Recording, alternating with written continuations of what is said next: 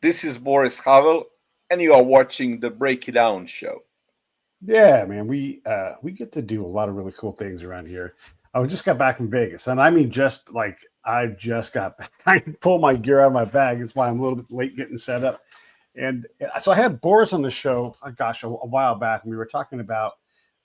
We both spoke at a conference with NATO. It was NATO's 70th birthday, so it's been a little bit of time since then. But I had you come on with Dr. Tim Furnish, and we were talking about the West and the East, and even this, like this is a thing that I don't know has caught you guys yet. But if I was to call your field Orient Studies or Oriental Studies, people would get upset here in the United States. I'm like, it just means the East, man. It just means the East, And we lose our minds about simple things. How does that reflect back to you guys in Croatia? Like, what do you guys have this fever that we have where we can't use words anymore, and we just, I don't know, we're losing our minds a bit over here. Well, actually, there's some difference. You see, this political correctness and woke and canceling culture and stuff did not really reach here to the same strength as it did hit the academia in the United States, humanities and social studies primarily. So basically in Croatia, if I say I'm into Oriental studies, nobody reacts in a negative way. Of course, Edward Said's book has been translated into Croatian language. Some people have heard about it. Some people even know that it was translated by Soros Foundation, which is also telling you something about it all.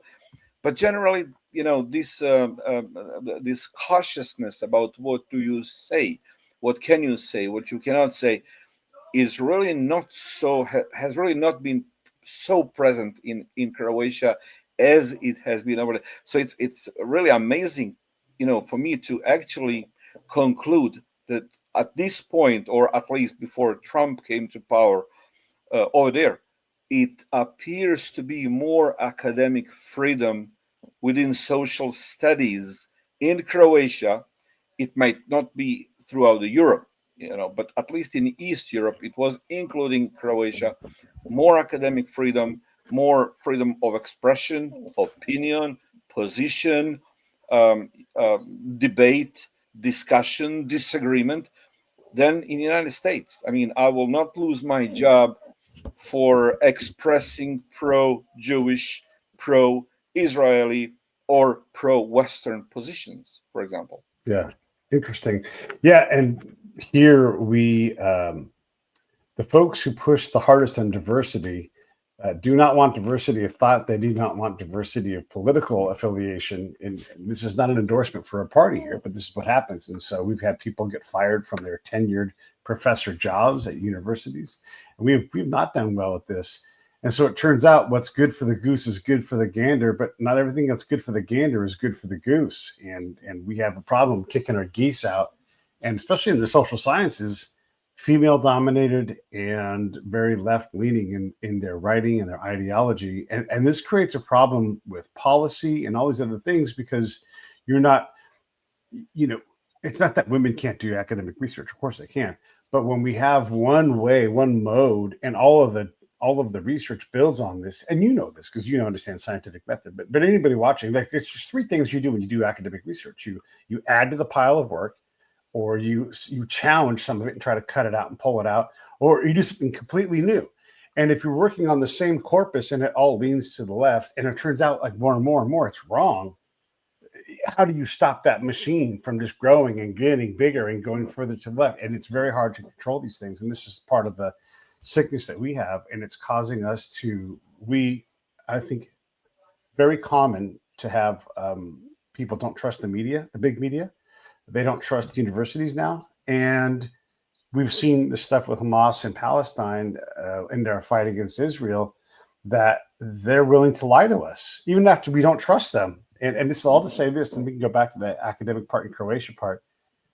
How many times does the New York Times, the paper of record in our country here, how many times do they have to get burned by the Ministry of Health from Hamas giving false numbers, but before they've completely destroyed their credibility. And so this goes into this whole thing that we're talking about with Croatia. You guys have gotten a hold of this, and you're allowed to speak your mind. It doesn't mean that we want bad things to happen to anybody, but there are different ways to do things. How does religion, and this is one of the reasons why we had our original talk, is here in the States, we think there's a separation of church and state, so we think it applies to all nations, but that's just not true. And you would indicate to me that religion is a part of these movements, and it's okay because, you know, people all over the world rely on religion.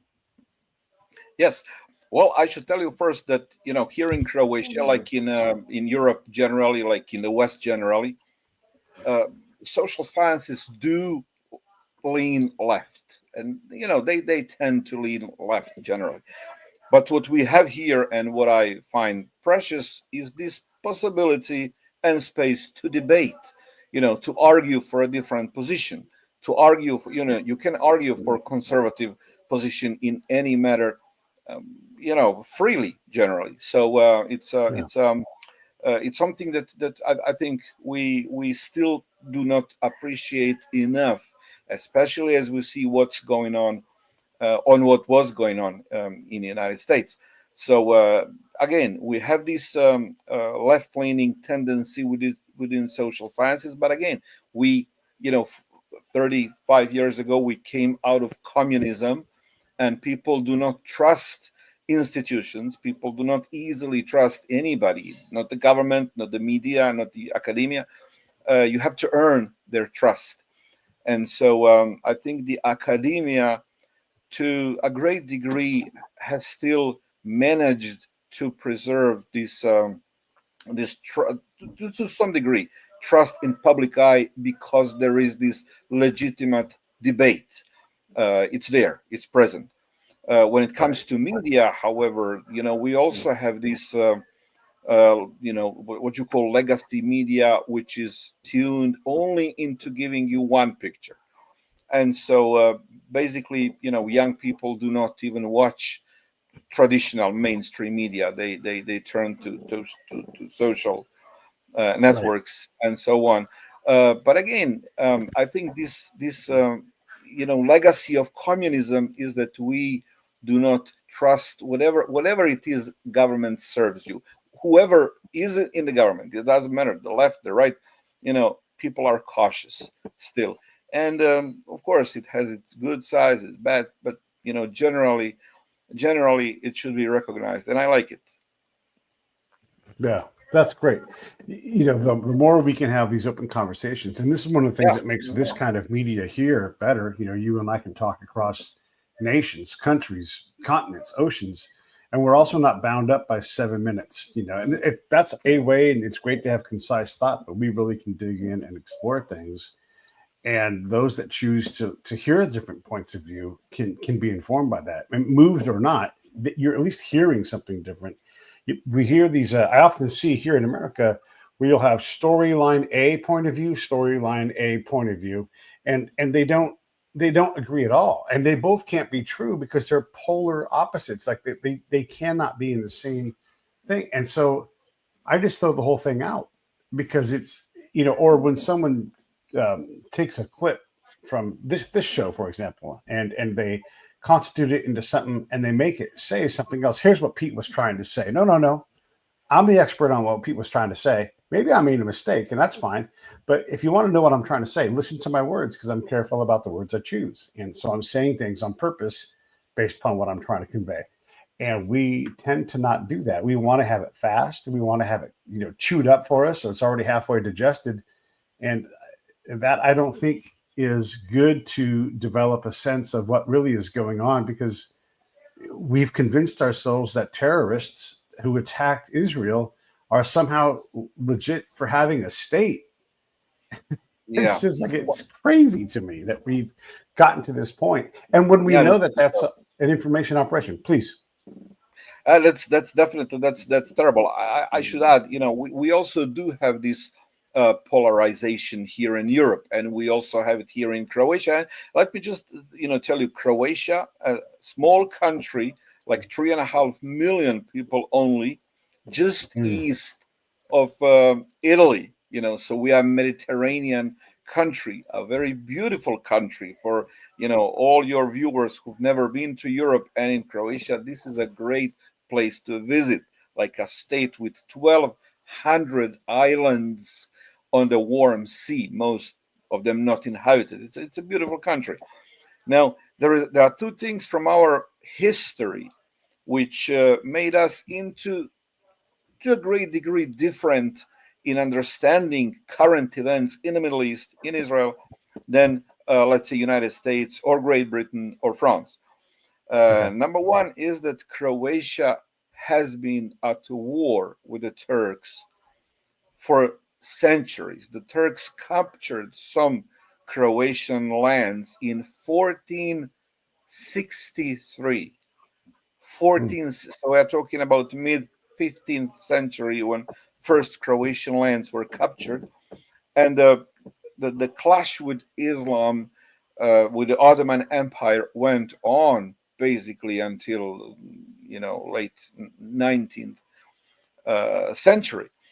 So when you speak to people here about Islamic conquest, about the jihad, it's not only from textbooks that we know it, it's from our own history. Yeah. Our own grandfathers still lived under some form of repression. They were dhimmi people, they had to pay jizya in some form, and so on. So that's number one. Number two, we defeated communism. It was Mm. Croatia that caused the collapse of Yugoslavia, which was a communist, non-aligned, very, very very anti-Israel also country led by Tito, who was a thug, but he was also a very famous statesman from the position of the left. He was very popular, kind of Fidel Castro figure Right. in Europe. He was charismatic. He could be very charming. He did make some good political moves, some shrewd, smart, and even useful for the country, of course. But he caused immense amount of death and destruction after the Second World War, and he continued with the communist repression from Belgrade, Serbia. And then in 1991, it was Croatian desire to get an independence that brought the socialist communist Yugoslavia to an end. Now, this Yugoslavia also existed only since 1918, so it's a new, it was a new phenomenon. People also don't Sure. know that. Uh, so Croatia was the main force in bringing it down, and Croats are still today very aware of it. Most of us are very proud of it. And then out of these positions, now we observe the world. I should say that maybe it's not always, so deep thinking, let's say, when it comes to uh, also conservative understanding of what's going on. But basically, people here say, okay, Tito, the communists, the Yugoslavian regime, and the army, and their intelligence service and whatnot supported Arafat. They supported Arab movements. They supported PLO. So almost by default, majority of Croatian turned somewhere else. Now, luckily enough, we do have a lot of knowledge. I should say quite a lot of information about what is going on in Israel, and uh, and uh, and so generally, general public tends to heed to quite different position when it comes to current Hamas Israeli war. That's not to say that we do not understand that there is immense suffering on the Palestinian side also. Yeah. But my impression is that most Croats you do not have to explain to them that whatever is currently happening on the field in the Gaza Strip, including immense suffering of the civilians, of the Palestinians, you still do not award statehood to a terrorist organization that committed such heinous crime against the Jewish people, and which is probably to be blamed also for the suffering of their own people. But that's something we will get to know eventually. So basically, Croats are people who generally do understand. My impression is, better than Western countries, what is going on, and I can also say that our government is doing great job actually. Croatian government never sides with anti-Israeli policies. They take a cautious position. We are a small country. We cannot create policies, but we do not align ourselves with a strange and pushy ideas that guide apparently many countries of the Western Europe at this point. Right. Yeah. It's interesting to think about, the very complex history. I deployed to Bosnia, so we got the best we could do, and we're an intelligence. And so some of our people studied the Serbo-Croatian languages, the Czech language, these links, so they knew the history as part of it. Yes, go ahead. You have to make it have this distinction. There is Croatian language and there is Serbian language. Two different languages. We can understand each other, but it's two different languages. Okay, let me just say this for everybody else. As I was saying that, I'm like, I shouldn't have done that. In America, in the military, your language is called Serbo-Crow.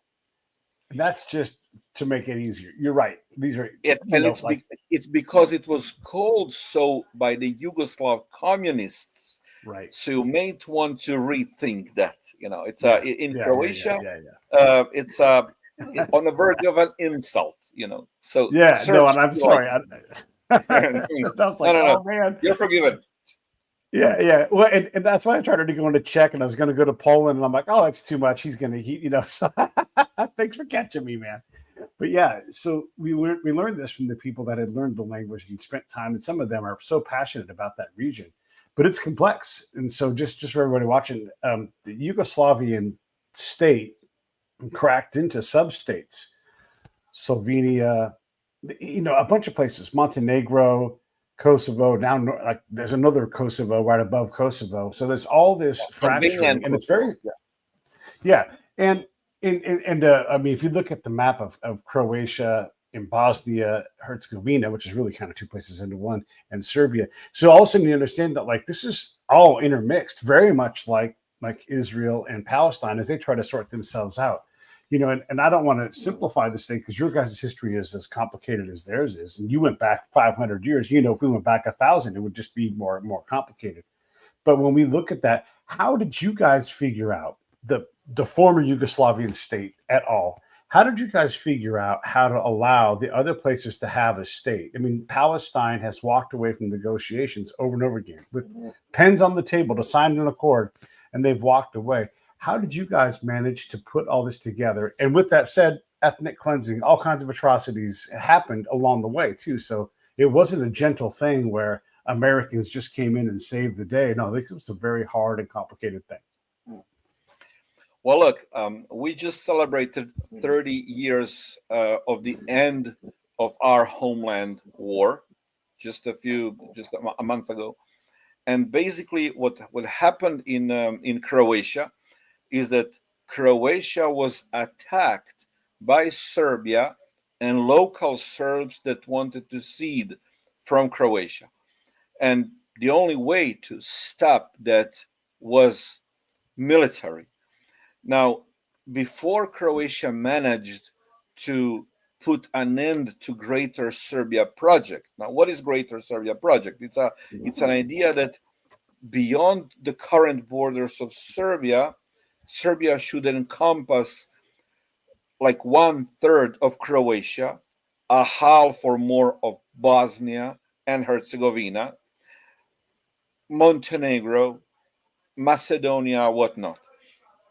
Now, the only way to stop that project of Greater Serbia was to build our own military and to stop it by force, which we also did. The last major military moves happened in August of 1995,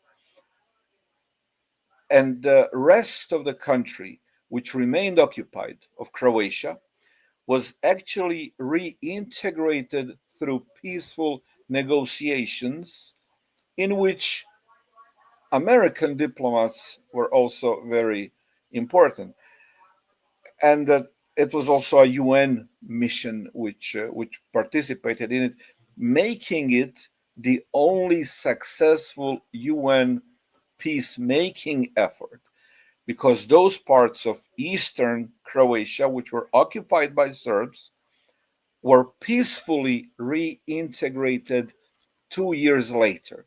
So when Croatia militarily defeated the Greater Serbia project and idea, at least in Croatia, then the rest, which is bordering on Serbia, was reintegrated back into Croatia through negotiations and compromises, and it was successful. Lives were not lost, property was not, destroyed again, and it is actually it's a great story, and we think this is something that we could share with the world. Maybe it could be useful somewhere else to hear, because it was really one successful UN mission in which also American diplomats had an important role. Yeah.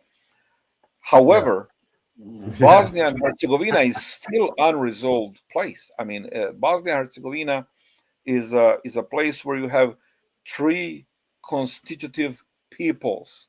You have Croats, you have Serbs, and you have Muslims, which are known as Bosniaks since 1993. And the dynamics between among these three peoples is such that it's peace. Praise God. It's wonderful that it's peace, but the state is dysfunction, and we will still do not know how is it going to unfold eventually. So you may want to watch this area. I should also mention that it is in Bosnia and Herzegovina, the capital, the Sarajevo, where the First World War started, when a Serbian terrorist killed Archduke of Austria. So actually, the greatest calamity of human history, which is the First World War and its sequent, the Second World War, it started actually in Bosnia Herzegovina, in Sarajevo, a beautiful city. You should also visit it, but the potential to ignite new troubles should never be underestimated. When I was there, it was complex to understand what it was. And then we got there, we understood how much more complex. I mean, I would be in a farmer's house and they would serve me medium rare pork, which this isn't what anybody in America wants to eat. And the person hands me a thing of Livets, which is plum brandy, everybody. Basically, Yeah. it's rocket fuel. And sits down and he's like, "Hi, my name's Mohammed. I'm I'm a Bosnian." And I'm like, "How does this work?" And they're like, "Well, we're not really good Muslims, but they were all farmers and they ate and they drank and they didn't adhere strictly in my region. But one thing that did happen What was your was region? Where were you stationed? I was by a rock mine in a mine, and let me think of it, Zivanici. Zivanici, if you know where that is. Kind of by Lukovac. Zavidovici. No, Zivanici. I'm saying it the best I can. Zivanici, Okay. maybe. I don't know. But it was near Lukovac. Near Vukovar. Vukovar is in Croatia. Yeah. Okay, but I was up the road. Okay. Is there more than one Lukovac? No. There is only one Vukovar. Vukovar is eastern Croatia. That's the city where there was a great battle. Battle of Vukovar of 1991. The most important battle probably for Croatia. Here, I'm going to put a link. This is good. I'm glad we're doing this. I'm going to put a link in here for anybody who wants to look up Zivanici. And I think I spelled it right, but I'm doing it super fast. So there's a Wikipedia article on that. And that has got to be, yeah, we're in Bosnia there. Tuzla canton. Tuzla. Okay, yes. Yeah. Okay, I know. Yes, of course. Yes.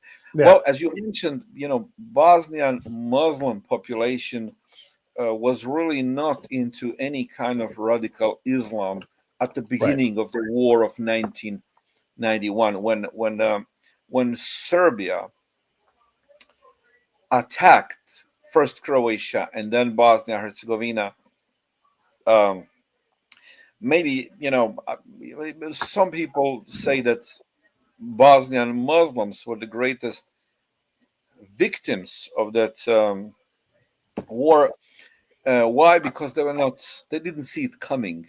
They liked Yugoslavia. They were treated nicely by Tito. Well, I mean, not there is more to say to this, but just as an introduction. But they did not adhere to any radical branch of Islam. However, as the war started, the wars of 1990s, and as atrocities were committed by Serbs against the Muslim population, just because there are Muslims, then jihadis from the Middle East came to their help, and did help, did bring some weapons, did bring some other forms of help, but also teaching. And so this teaching about jihadism entered into Bosnia and Herzegovina and has been spreading ever since. Yeah. So Bosnia is really getting, but still you have population, Muslim population, which is generally liberal, secular. Yeah. They have the same vision of society as Croats and Serbs do. They don't want any Sharia law imposed on them. They still drink šljivovica and eat pršut, which is pork. Yeah.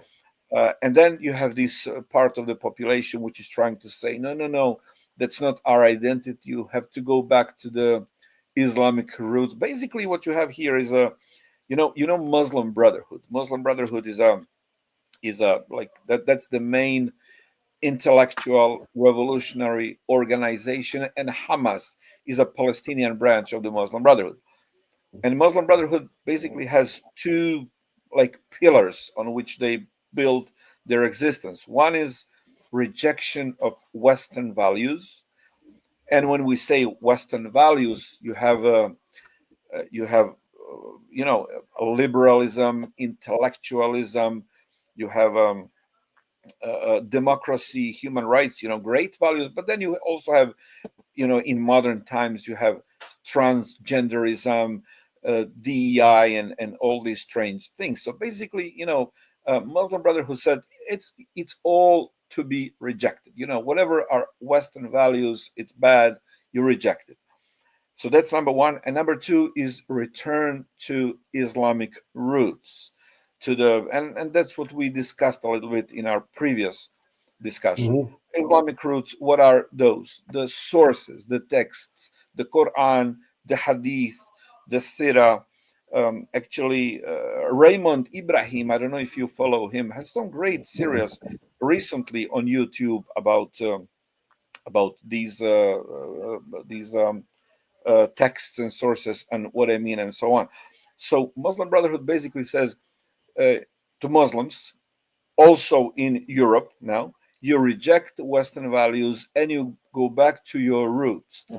And now, one of the conflicts within also Bosnia Herzegovina is going on between Muslims who are liberal, secular, and want to continue, living life of individual choice, whatever it is, and those who try to mold society to look more like some, Sharia run Middle Eastern society. Now, the trouble in Bosnia Herzegovina is, and I mean, look, Bosnia Herzegovina is really, it's big time complex things. It's even sometimes it appears even more complex than the Middle East.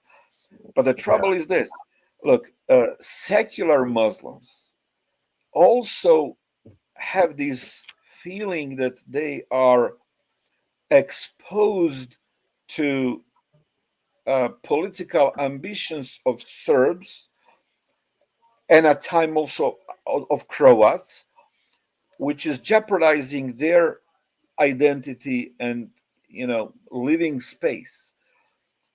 And so in that position, they have to fend off both Serbian and Croatian influences in politics and otherwise, but at the same time reject radicalism within their own ranks.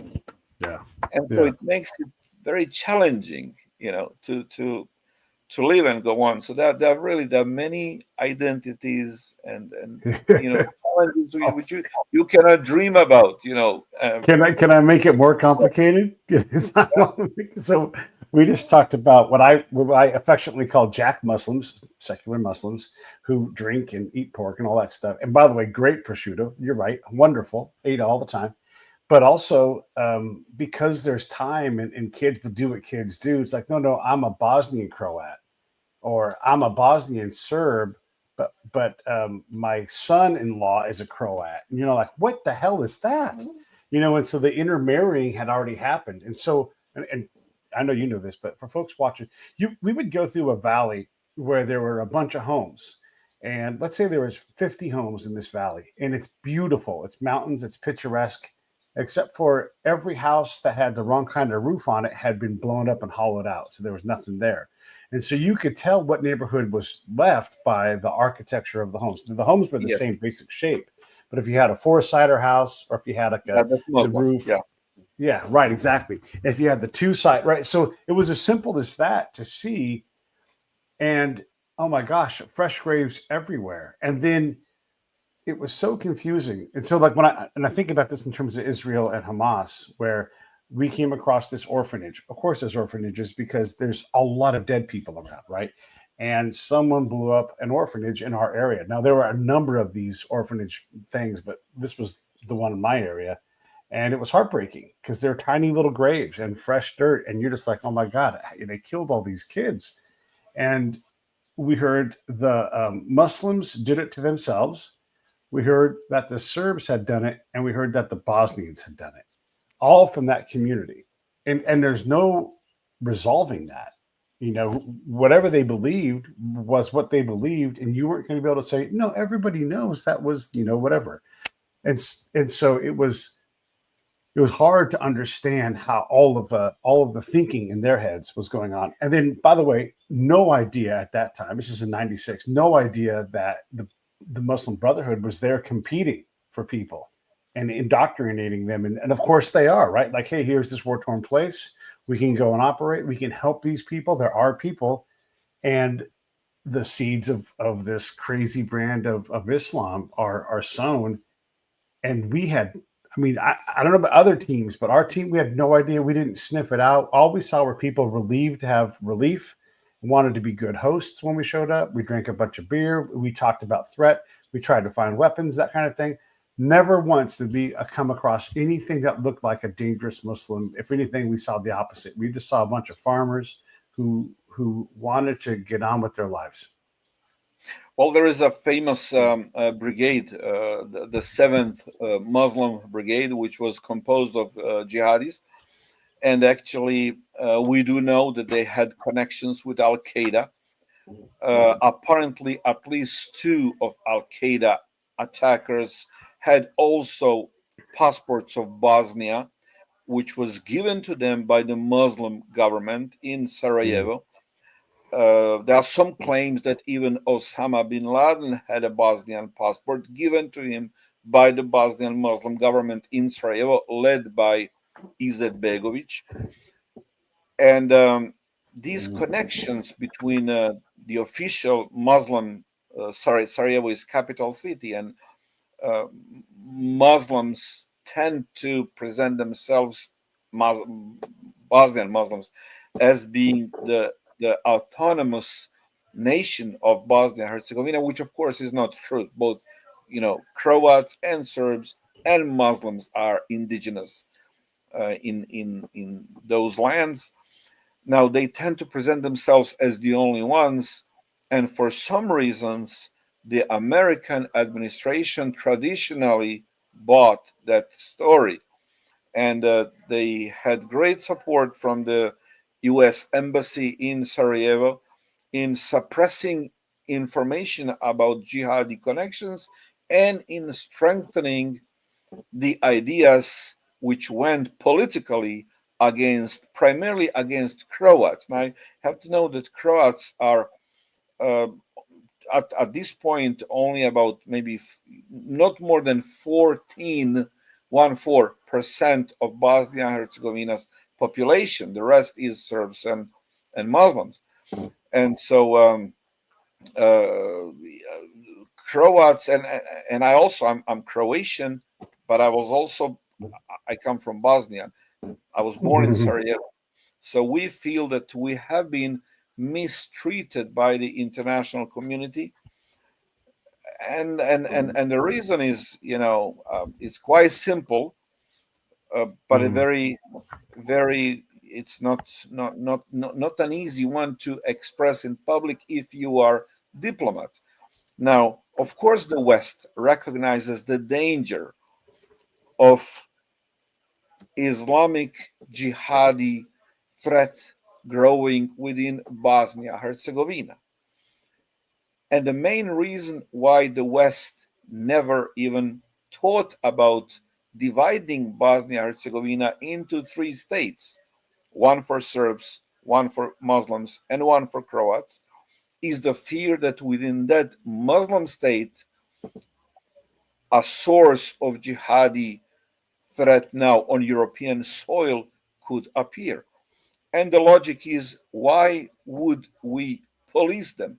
Let the Croats police them instead. So we are stuck in that, political frame, which we would be very happy to redefine, not to destroy the country, uh, not to put an end to Bosnia Herzegovina and to create three states, but to have more, the term is consociation, like three communities which self-govern, like you have in Switzerland, like you have to a degree in Lebanon, not to have one community dominate over another. At this point, as we speak, Croatian member of the presidency, there are three presidents of Bosnia and Herzegovina, one Serb, one Croat, and one Muslim. But the Croatian has been elected by the Muslims. So basically today you have three, but two of them are Muslim. So that's a misuse of electoral system, and something that should be corrected, but is not corrected to a great degree due to American, I don't know, calculation, indifference, whatever. Sure. Yeah. We deserve But that. of course, And we do that I quite a can't lot. blame it on America. No. Yeah. And I'm glad we dove into that, because I'm still learning about that conflict that I was at, and I was so ill prepared. But I don't know that you could have prepared me, for that. And trying to understand what people needed, and the biggest thing they needed was stability. Like, just us being there gave them every opportunity to do what they needed to do. Some people are always going to do worse. Some people are always going to do better, and that's, you can't really mess with that too much. But you're right. And I mean, we said this is complicated. There's three presidents, and even then, there's really not three presidents. And so it's like every layer has a layer underneath it, and it's Pete, fascinating. it's very complicated. But what I think is important message for the Western and American audience to hear is that Croats, out of these three groups, Croats are the only group which is wholeheartedly sharing Western and U.S. values and vision Yeah, when it yeah, comes to human rights, when it comes to politics, when it comes to NATO, when it comes to European Union, you name it. So Croats are the pro-Western force. Croats are Catholics, and as part of the Catholic community, we feel to be and we are part of the West. Whatever you do to us, we're your allies. The Serbs are Orthodox Christians. They tend to lean towards Moscow. The Muslims, of course, tend to lean toward Turkey primarily. Uh, and so, sometimes we feel like the U.S. and the West, they understand that they have to appease the Serbs and the Muslims, but they never have to appease the Croats because we have no other home but the West. And so, yeah. but I'll tell you one interesting story. A few years ago, there were elderly couple of Israelis visiting me here in Croatia, and they wanted to see Bosnia Herzegovina also. So I took them on a field trip of 3 or 4 days down south. And so as we were going through Bosnia Herzegovina, I was explaining who lives in different cities and what was happening throughout the history and what are identities, what do people want today, political complexities. And after 3 days, these two Israelis, a friend of mine, liberal and left, by the way, secular liberal left, like Mhm. many Israelis uh, tend to be, at least those you hear about. They said, now we feel very comforted. They say, we have understood that Israel is not the most complex place on the face of the earth. And I said, so what do you mean? And they say, well, look, in Israel, you have basically two sides. You have the Israelis and you have the Arabs, and then you have the international community, which supports one side or the other. But in Bosnia Herzegovina, you have three sides. You have the Serbs, the Croats, and the Muslims, and then you have the international community that wants something else. You know, Yes, so always. when you come a place when somebody from the Middle East thinks is more complicated than the Middle East, complicated it is. Yeah, yeah. Yeah, we didn't believe in talk about Montenegro or Oh, in Macedonia, and it all gets crazy. And you're right. And as great as America is, we tend to pick something, and we're not really good at picking the right thing. And so we'll decide that there needs to be a Bosnia and Herzegovina, instead of whatever, and we'll pick the wrong person to lead that region or whatever, or pick the wrong guy who make to turn them into a bad guy. We do that quite a bit. I did want to ask you though, to get your yeah. point Whoa, of whoa, view. whoa, We wait. have a But Pete, look, Go, look, please. just you just said it's fine. It's okay. But just let me tell you one thing. The troubles that we have here in former Yugoslavia, in this area, Mhm. Yeah. these troubles have been caused by us, and blaming it on United States is just plain wrong. United States has Yeah. generally done many good things, and we recognize that. And whatever trouble we have, gone through in recent history is basically our doing. the United States was not maybe always helping the right side, and maybe United States could have done more. But I mean, there is no party or actor in life that you cannot say the same about it. So basically, Yeah. we are thankful for the involvement of the United States, and we hope to see more involvement of the United States in Bosnia Oh, and Herzegovina in the yeah. future. Well, I get to be critical of my country and its foreign policy and its goals and everything. But you're right. Like when we get it right, it's because we inserted ourselves where we didn't have to. We could have looked the other way. We could have let Serbia do whatever they wanted. Yeah. And in that regard, we did a good thing. But we, like in Ukraine, we've struggled to get that right. Now, maybe we've seen a turn of the tide here with this most recent meeting. Here in America, we struggle with President Trump because he creates a certain kind of chaos that a lot of us don't like. And when we see him bring Putin to the United States, some of us want him to arrest him because he's an international, criminal, and others of us want to see Russia be destroyed. There's people whose whole academic careers are based upon the U.S. destroying and realpolitik, methods destroying Russia, because they just can't let that go. And so all these different competing things. How do you guys see our role we have a new president back from the time before, but how do you guys see President Trump? Well, again, mainstream media is very critical to the new administration. Mainstream media tended to oversee faults in Biden administration, the corruption, the crazy things, and one of these most crazy thing that came out of United States during Biden administration has to do with, like, there is transgenderism epitomizes that. Now there is this common sense wave that is bringing things back to normal, but Yeah. mainstream media did not really follow that very closely. Mainstream media is very critical to Trump, partially because of his casual style. But then again, look, President Trump promised something that he will do, and as soon as he got into the office, he delivered. Now imagine the pressure it makes to European politicians. European politicians promise you all kind of things, and I cannot really. No current politician comes to mind that actually delivered even a small portion of it.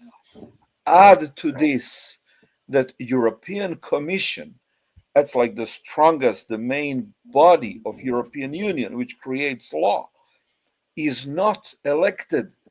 It's a cabal of people who climb through the chambers of power in all kinds of ways.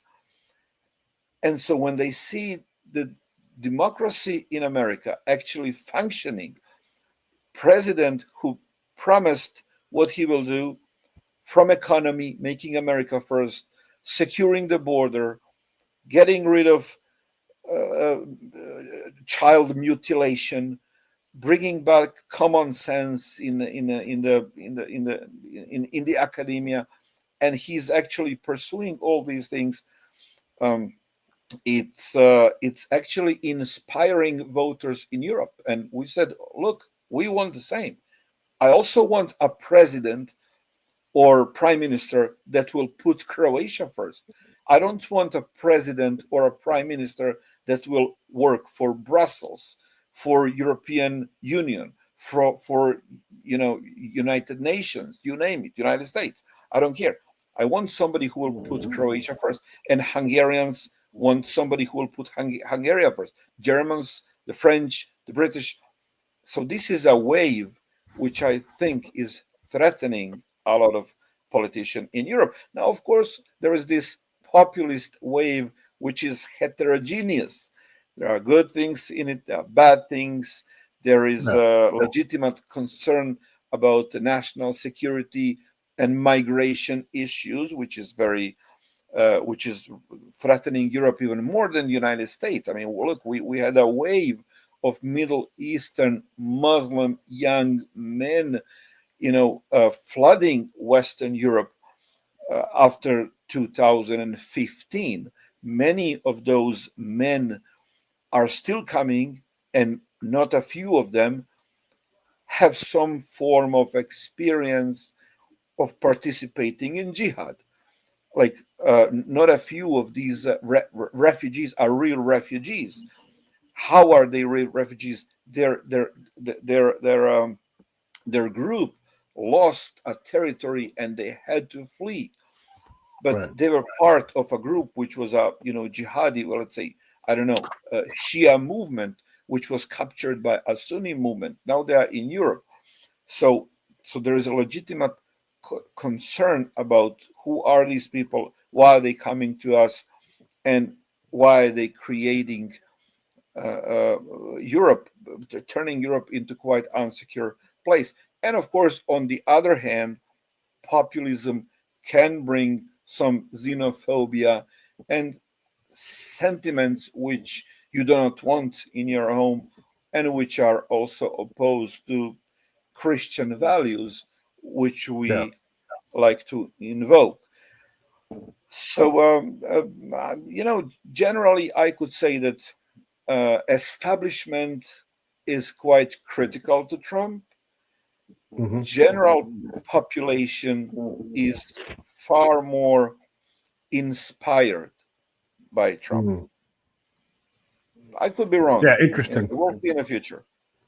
Yeah, I mean, a lot of these ideas he's putting through, like I'm glad he's taking a shot at something. I'm not a Trump person, but he is the president. He was elected by us, and he was elected to make change. He was a reform candidate, and that's what he's doing.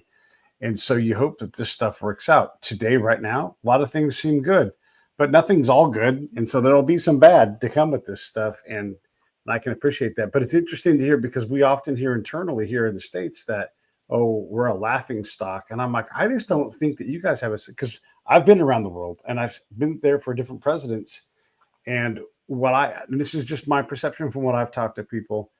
If we have a strong president, people are more relaxed about how things are going to be in America. If we have someone like Joe Biden, people don't have confidence in us. And there is a general, I'll say, a general reliance on the United States as kind of be the guarantor of stability. And when we are wobbling like we were the last 4 years with a kind of a headless thing, that doesn't create, well, that creates opportunity for folks who see weakness. And that, I think, is a problem for a place like Croatia or Bosnia or Macedonia or whatever, because that opportunity means that the Muslim Brotherhood can come and check in and say, hey, we're going to influence this place.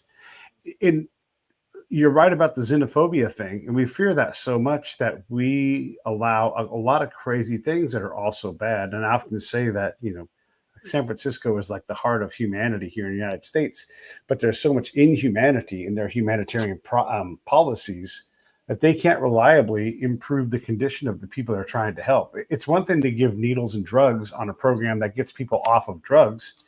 It's another thing if that doesn't work, and if nothing happens, and we spend billions creating more addicts, then we have a problem. We have to look at that. We don't like to have someone look back at our policy that failed and say, hey, we're going to stop wasting money on this. Let's take an accounting. And accounting, what are you, fascists? It's like, hey, no, this didn't work. Let's improve it. We all want people to be off the streets. We all want people to be off drugs. How do we fix that?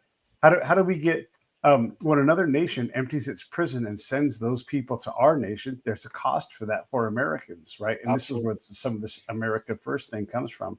And we're seeing the same kind of problem in Europe, where we can absorb a certain amount of immigrants, and a certain quality of immigrant is easier to absorb than other ones.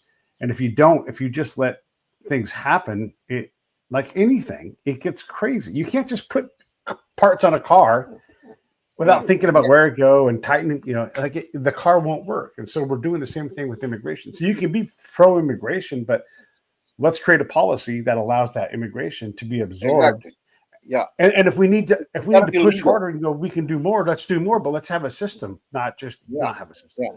Immigration is something that needs to be legal. I mean, every nation should have right to choose who is coming in and in which way. And so, Right. and there is another thing about the U.S. Look, basically, people here understand, especially in time of war, as now. You have war in Ukraine, that's very close to Yeah. us. You have war in the Right. Middle East, it's very close to us.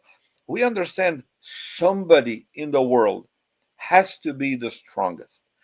And we are very, very happy and thankful that it is United States, because any alternative would be a disaster for the Western Europe, which is, you know, notwithstanding all the failures and disagreements, but that's the strongest ally of the United States.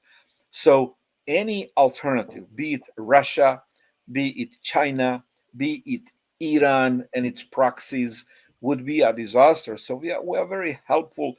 If it goes well for the United States, it will go well for us too. We want, Mm. MAGA movement to succeed. We want MAGA movement to make America, stronger and greater. And then, if you lower tariffs to some things, that would be great thing. I think tariffs, that's something that is creating some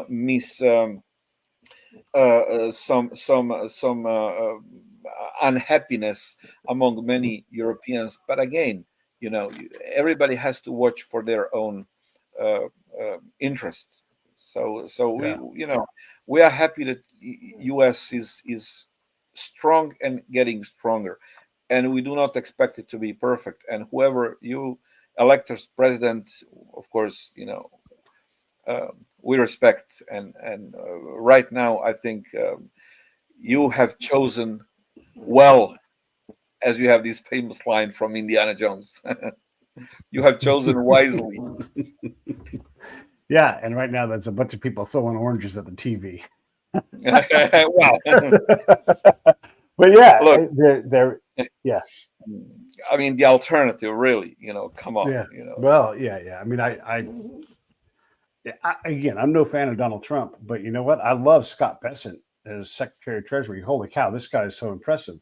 And maybe he's failing and looking great while he's failing, but I'm going to give him every chance. And Howard Lutnick, I don't know if you know these guys' stories, but these are incredible people.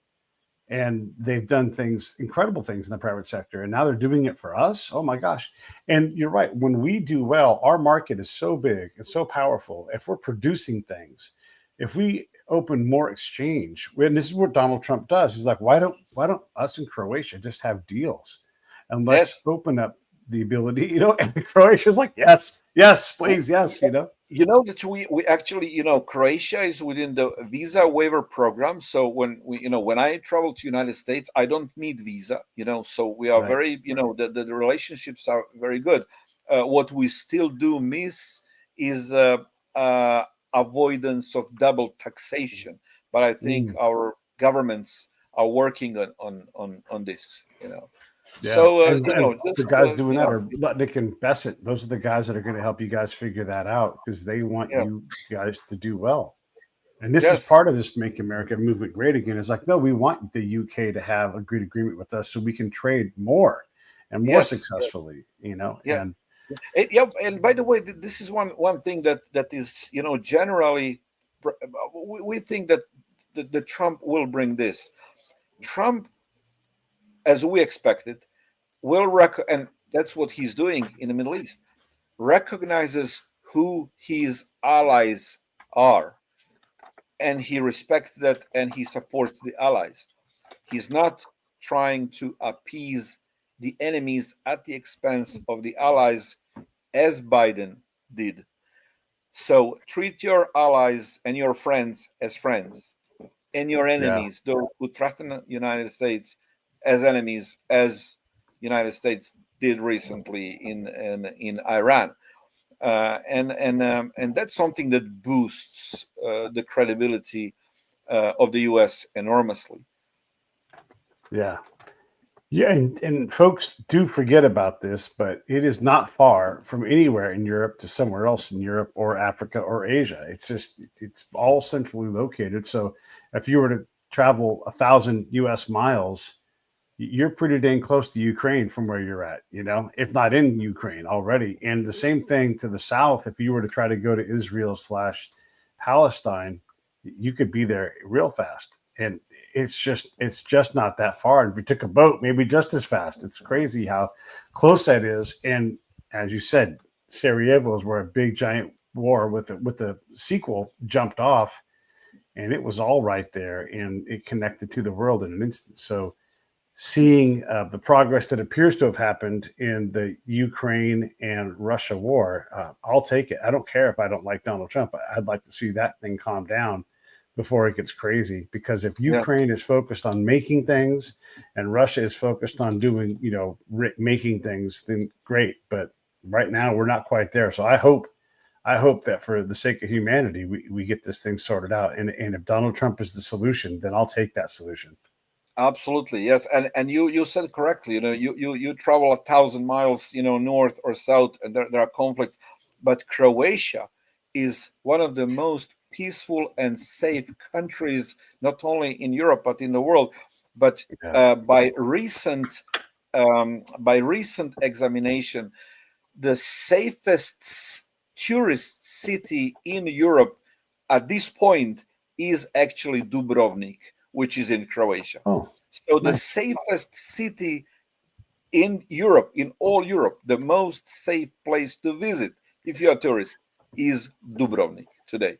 So Yeah. Croatia is very, very, stable, safe, and again, ally of the United States. So whoever is watching this again, uh, get to know Croatian history and visit Croatia. You will not be Yeah. disappointed. And I will say this to you: of the Croatians that I know in America, you guys are common in your theme, where you have thrown off communism, socialism, and you are all like, line. We are not going back in that direction, and you're Absolutely. resolute. And so much so that when you encounter these guys, if you're not ready for that, if you don't understand the Croatian culture, it can be off-putting, because you're like, wow, this guy's really resolute. But you're like, well, understand where they've come from, and how many people in their family have had, and all these negative things. And all, so when we see that, we have to understand that Europe's a different place. It's much more complex than the U.S. is, because you drive from Kansas to Nebraska to Oklahoma. That's a big hunk of land, and largely the same kind of people, right? Not certainly not as complex as going, um, I don't know, 120 miles to go from Serbia through Bosnia Herzegovina, Yeah. back through Croatia, back in. It's like, oh my gosh, it's all interwoven and complex and intermarried, and a very complex place. What Yeah. do you want to get into anything else? We've been doing this for an hour. I don't want to take too much of your time, but it's been a real treat, though, man. I appreciate you. Well, we were off topics. I think initially we wanted to talk more about Israel, but again, I'm happy we had the opportunity to talk a little more about Croatia. And as you said, we have really strong identity, very Yeah, much aware of dangers of socialism and communism because we lived through it. We also lived yeah, through Nazism, so we have been under the worst totalitarian regimes of the 20th century. And that's why we understand how precious democracy really is. That's why we yeah. are so fond of Western and American values. That's why I can say we are so thankful to you. And maybe I think you should take a heed, listen to what we say. Do not flirt with socialist, communist, or other totalitarian ideas. They tend to spread like cancer. They are not harmless. I think that the conservative politicians that you have in the United States, you have some very good, articulate voices, need to be respected and listened to more. And the left leaning, especially far left leaning media, should be recognized as a voice of programs which mean nothing but trouble for you along the way. And we, as Croats, as people who have had experience of bad ideologies and have gone out of it, we would love for you not to learn that lesson through your own experience, but to Yeah. just, listen to some sound voices from here. A good example of this are the people I call the train people. They're passionate about trains, and you throw a couple of conundrums at them, like, "Whoa, it's good that you love trains because the U.S. has the most rail in the world. We move the most things on rail."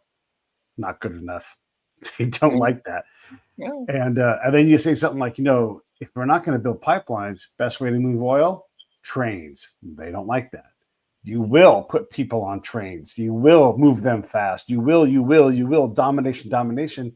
And there's no desire to build consensus. You have these competing things, these systems that exist already. And Americans don't want trains by and large. We don't want to pay for them. We don't, we want to get in our car and drive where we want to go. Yeah. And you can hear the totalitarian belief where they're like, you'll just do it. You just do it. And you force people to do it. It's like, but that's, and I always say, but we're a nation of laws and we have democracy. And if we want that, someone should build consensus, get it budgeted, and we'll build it. Except for we're a nation of laws, and everybody here can sue somebody to stop something because everyone has rights. And so it's very hard to get these things done because it turns out not enough people want it. The unions get against train, all these. Yeah. And so I think trains are a great example of how hard it is and how delicious an idea, a socialist idea. And I'm not saying trains are communist, but what I'm saying is when you don't get your way and you push to dominate and just force your way through, that becomes a problem. And this kind of goes through things like, of course we want trains. It's a great idea. But then you get them and you realize, oh man, these are expensive. Now we're stuck paying for them forever. Oh, and no one takes them. Oh, now you need a police force on the train because the train, once a young woman doesn't feel safe on a train, never going to ride a train again. Right. Yeah. And so all of these problems jump in and you realize what a mess you've created. And it's really hard to solve these things. I'm not against trains. I love trains. It's just very hard to make them work. Yeah, but just cherish liberty. The possibility to choose. That's something that is so precious. When you live through it, for generations, you do not even recognize. You take it for granted. But liberties are lost easily, and then you're in big trouble. But let's hope that's not on the way. Well, thanks for talking to us about Croatia and Bosnia and Serbia, because it's always it's a fascinating place, and it was so long ago for me, but yet so many memories are fresh in my mind, like it just happened. And it's crazy how fast 30 years can go by. Yes. It's crazy. Well, thank you for your service here. Really, we appreciate it. Again, you've done some good job and some bad job, but mostly good job. So we are thankful for your personal service and for your country, and we pray for the for America to grow stronger and to grow also in friendship and alliance with us. Boy, I hope so too. All right. Hang in there. I'll say goodbye to everybody else. I got a couple more shows that are going to come out, but they're pre-recorded. You'll see them real fast. I'll talk to you all tomorrow.